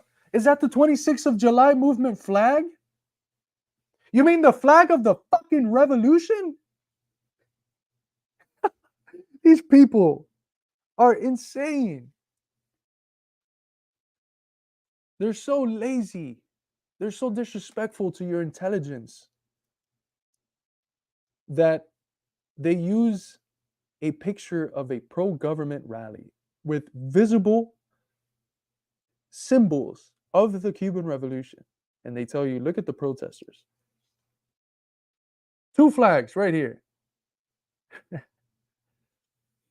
Associated Press. Nice. In the case of Fox News, here's an interesting one. Ted Cruz, that vampire-looking fella, discussed the bravery of the protesters. Let's look at the picture that they used. I wonder why it's blurred. What happened when you removed the blurring? Well, the sign said, "The streets belong to the revolutionaries." So that's intentional. That's not by mistake. They blurred a sign that said the streets belong to the revolutionaries, a pro-government sign, for the sake of spinning their narrative. They're liars. They are liars. They care nothing. They care about nothing but the bottom line. Truth is something they spit on. They don't care about truth. Truth is in many ways their kryptonite. Truth is the kryptonite of the American media. It is allergic to truth. Truth is its biggest challenger. But as José Martí once said, la mentira puede durar 100 años, pero la verdad la alcanza en un segundo. A lie can last 100 years, but it takes only a second for the truth to catch up to it. In this case, it took maybe a few hours for people to notice that that these pictures were bullshit. They were also disseminating narratives about protest size, which of course they need the fake pro-government protests for, and police repression, which had no evidence whatsoever. No evidence. The only evidence they can find was there was one picture of an 11-year-old that was shot in the face. And it was a picture from Caracas. Had nothing to do with Cuba, from a whole other country. They showed photos of mass protests, calling them, the Cuban people in the streets, they're there by the thousands. There were protests from Washington, D.C. in 2007, Egypt in 2011, and Argentina in 2021. I linked the article. You can see all of this. You can see all of the pictures. And here's another one. Look at these Cubans protesting their communist government. Amazing. Wishing the best for them. This is from a women's march in Washington, D.C., 2017. It's got Trump posters all over it. These people are so incredibly stupid. They're so disrespectful. They think the American people are just going to take it. Oh, okay. I'm not going to notice that's Washington, D.C. I mean, the imperial hubris, it's beyond comical. They made Facebook groups of people who had allegedly been kidnapped and killed by the police. All of this was false. One of the main ones circulating was Juan Carlos Charron, who came out in a video saying, I don't know what the fuck they're talking about. I'm continuing my life as regular. Imagine you're just chilling, you're living your life, and then next thing you know, there's a Gusano Facebook group that has pictures of you plastered all over as someone the government made disappear. What? It is so incredibly ridiculous. There's the video. You can watch the video of the guy. He's like, I've been right here, man. I don't know what they're talking about. There's examples of people using, I believe it was WhatsApp, to try to bribe people in Cuba. So people from Miami, the opposition here in Cuba, the mafia, trying to bribe through WhatsApp people in Cuba to go out to the streets. Again, you can click on these links and see it. Let me click.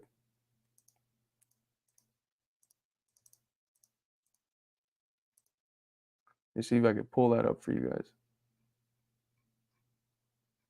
Here.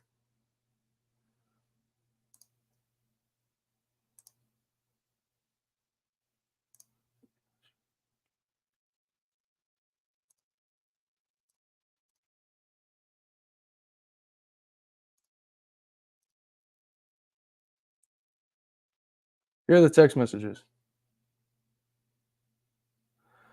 ¿Te gustaría ganarte 2 recargas? Would you like to win 2 recharges for the phone? They ask, who are you? Don't worry about it. ¿Sabes que hay protestas para tumbar la dictadura? Do you know there's protests against the dictatorship? They're like, yeah. Bueno, lo que necesito es que te caigas a golpes y hagas un video y digas que fue la policía. I need you to beat yourself up, record a video, and then say it was the police. Y si le caes a pedradas a la policía y lo grabas, te voy a hacer llegar 100 MLS. So if you throw rocks at the police and record it, I'll send you some more. And if you beat a kid to the point where the marks are visible, and then you upload a video saying it was the police, I'll give you 200 more.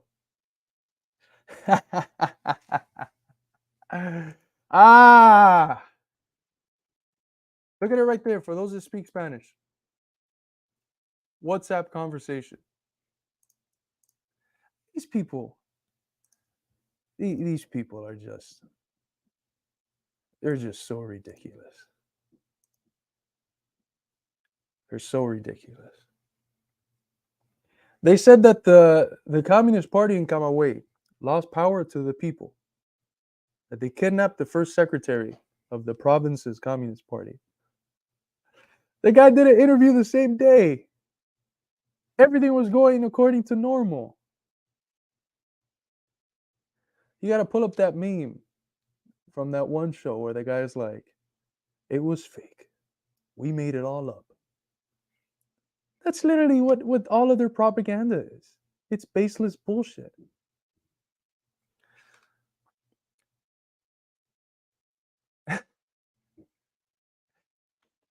The images that they used were of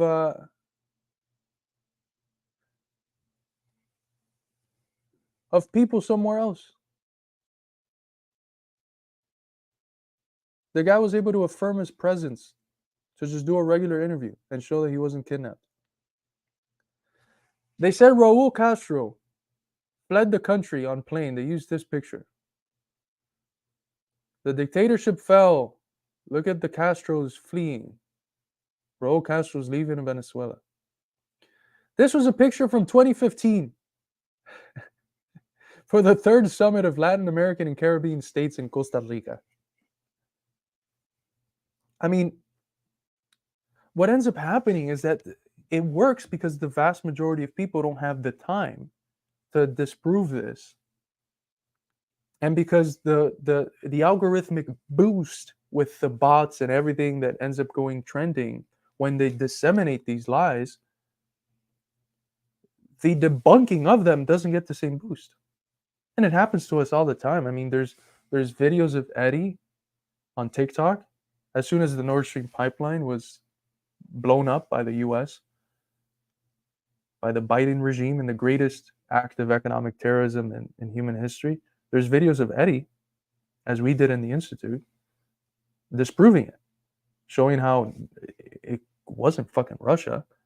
Cui bono, who benefits? The US.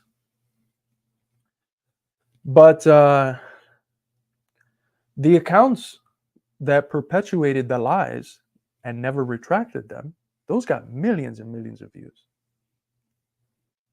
But our video, which said the truth from the beginning, a truth that was confirmed later on by Seymour Hersh's article on it, investigative journalist Seymour Hersh, our truth was censored. It was shadow banned. We got maybe a few thousand views. The guy telling the lie got millions. That's why they continue to do it, because they get away with it, because it serves the function. The article line is in the first page of the paper, but then the retraction is in the last page 2 weeks after, that no one sees. It's methodical. It's a systematic thing. It's the whole system.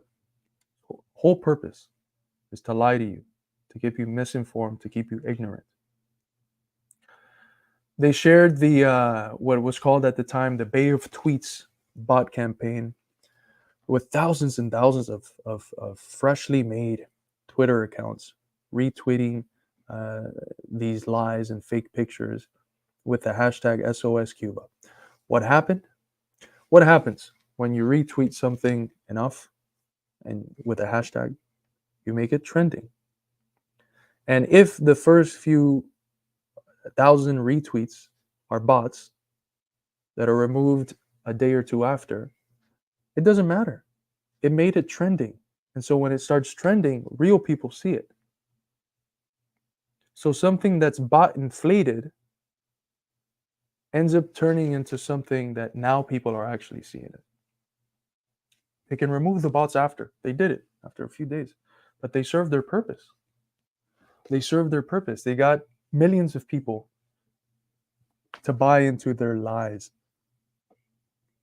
spun to promote regime change in a country that is not going to give up their sovereignty.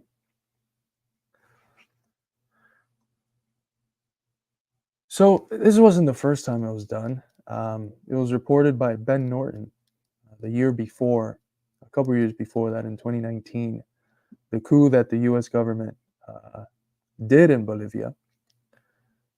that 68,000 fake Twitter accounts were made to support the coup. How does that work? Bots, fake accounts, boost something, the algorithm picks it up, it becomes trending, and then real people see it, and real people's ideas about certain events are influenced by that thing that was made viral through bots. You go from bots to real people, and you change the ideas. Because in the age of profilicity, where profiles and social media are so central to creating our identities, to curating our profile qua identity, when the vast majority of people are writing with something, herd mentality says, well, the general peer, the people that react to my things, they're going with this. This is their opinion. I should have the same opinion.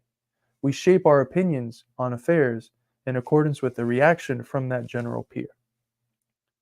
And so when the general peer gets artificially manipulated and boosts some things, suppresses others, they have infinite control, because these are their means, infinite control to control what people think, what real people think.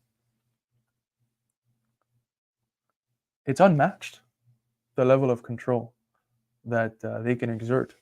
No previous form of life saw the intricacies of control over people's lives that we experience today under capitalism. It's the most tyrannical thing you can imagine. I mean, they got Wi-Fi's through which, if they're connected close enough, they can recreate images of the surrounding area of the Wi-Fi. What does that mean?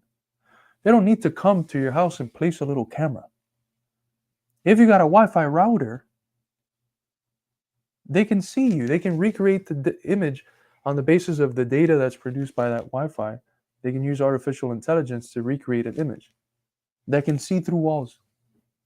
There's proven peer-reviewed studies that show that. I cite them in my work. Specifically, you can look at my article titled Absolute and Tribal Exploitation. I cite it at the bottom of the article. So that level of tyranny, of control over people's lives, it's unmatched. No previous form of life had that level of control. But this is what we're living through. And even though its power might seem unsurpassable, it's not. They're a very small minority. They're keeping the lives of our people miserable. And on that basis, there's no incentive for our people to keep buying into their filth, buying into their propaganda. So more and more people are turning away from it. Only 11% of the American public accepts the narratives of empire. It's to quote the great philosopher Drake, what a time to be alive. If you're a communist, what a time to be alive, especially in the belly of the beast. Because if we have a revolution here, what we're doing for the whole global south, for the tricontinental, is removing the main factor that has hindered their constructions of socialism and that has hindered the socialist struggles within the countries that haven't acquired political power by their working class yet. So it's we're lucky to have such a special ruling class, such that when we defeat it, we let the whole world breathe peacefully. It's a very privileged condition, the one that we're in as communists. It's a wonderful fight, perhaps the most important one that any communist on this planet could be waging. So, and that's not American exceptionalism. It's the truth. America, the state, the American state, the deep state, if you want to call it that, is the greatest force of evil on this planet. And it is our struggle that can bring it down. It's not going to come down from outside. As Lenin famously said, these systems, they come into crisis and they might wobble, but they don't just fall on their own. They have to be torn down. And it has to be torn down by us. By the way, many thanks to Justin Thomas for the $18 donation. Thank you so much, brother. I think that was, oh no, that was a purchase of a book. Okay. Anyways, if you're interested in helping the Institute financially, consider becoming a Patreon at patreon.com/MidwesternMarx, or helping us through the donations that you can give us through PayPal. I'm going to link it once more in the chat. It's already pinned to the YouTube chat. Any amount that you can provide to fund our institute, our counter-hegemonic effort at bringing education to the working class, political education, theoretical education. Anything you can donate to support our work will be greatly appreciated. For those watching on Twitter, the link is in the comments to the live stream. For those watching on YouTube, it's pinned, and I also just reposted it now. So I hope that you're able to see that the tactics that have been employed by U.S. imperialism in 2021 are already being employed in these recent supposed protests that, as Marco Rubio suggested, might overthrow the Marxist government. Very scary what what images these people can paint when maybe 100 people hit the streets, while ignoring the tens of thousands that hit the street in favor of the revolution. So the video here was taken down, but this Iscolat mentions that some of the videos being disseminated about the protest are fake. As was the case in 2021, they took a video from a pro-communist, pro-government demonstration in January and said, look at these anti-government protesters. There's also other propaganda that they lie about. The 500% increase in fuel prices, it's a lie. It's an increase for foreign tourists who abuse the fuel subsidy, not for average working class Cuban people. So let me see. Thank you. Oh, Danny Shaw, thank you so much, brother, for the $5. By the way, get Danny Shaw's book if you haven't already. This is Genocide. It's a poetry book, but if poetry is not your thing, you should still read it, because it has a marvelous, I believe, 60-page introduction providing a Marxist analysis of the current situation in Palestine, Israel's genocide, providing a Marxist analysis of the development of Zionism. You can get that in the Midwestern Marx website, midwesternmarx.com/books. You can get a paperback copy, I believe, for $20, and an ebook copy for $10. It's another great way to support the Institute financially and educate yourself as well. Support yourself through educating yourself. That's the one thing the ruling class can never take away from you. The education that you acquire through reading and studying, through talking to elders in the struggle, through watching programs such as these. Anyways, thank you to the 1,100 of you who are here with me today, right now. Thank you to all of those who watched. Thank you to those who were able to donate. I reiterate, if you have the means and want to help us out, we took a big hit with YouTube's demonetization, and if you can help, anything you can send is greatly appreciated. The donation link is pinned at the top of the YouTube chat. If you want to donate more consistently, consider becoming a Patreon at patreon.com/MidwesternMarx, or buying our books, which you can find at midwesternmarx.com/books. I appreciate you all for sticking around with me. If you can't support financially, make sure to like and share the stream, share it on Twitter, share it on YouTube, share it to your friends and family. If someone brings up in any online social media conversation the topic of Cuba and these protests, make sure to link the video on there and blast it as far and wide as you possibly can. This is a fight that is historic. It's a David versus Goliath fight, and we can only win if we all struggle together, if we all do our part. I think the easiest part that a lot of you could play is simply helping us get the information out there, breaking algorithmic suppression by liking the stream, subscribing, getting your friends and family to subscribe, sharing it across the web, across the social medias. It takes a couple clicks, but it goes a very, very long way. And if you have the financial means, of course, donating to our project, our institute.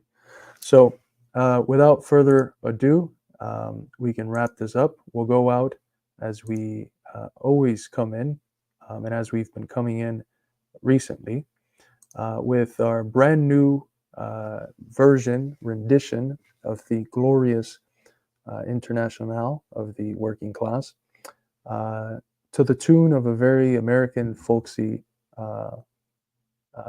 way, done by our wonderful production team. So thank you all for watching, and we'll see you next time.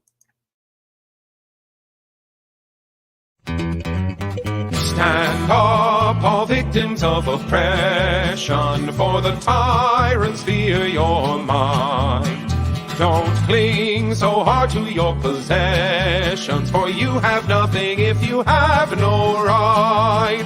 Let racist ignorance be ended, for respect makes the empires fall.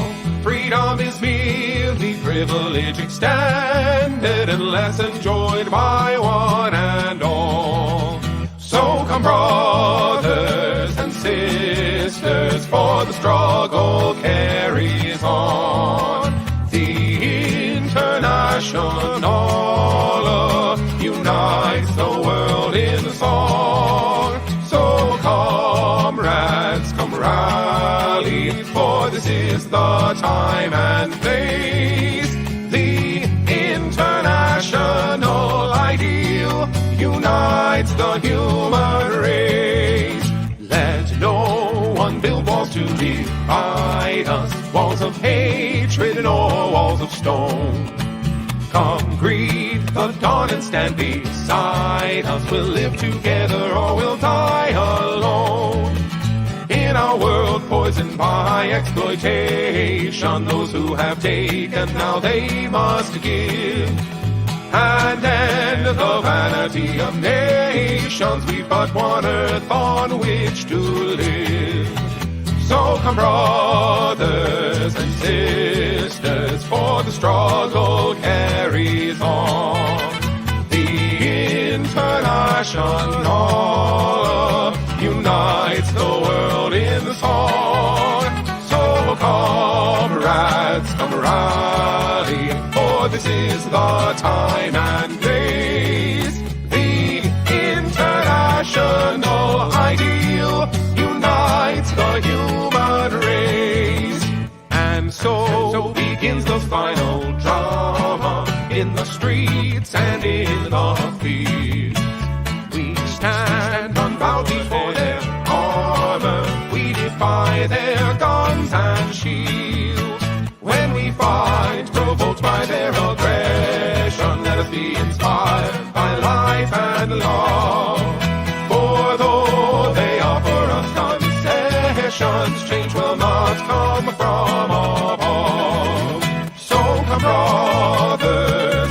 sisters, for the struggle carries on. The international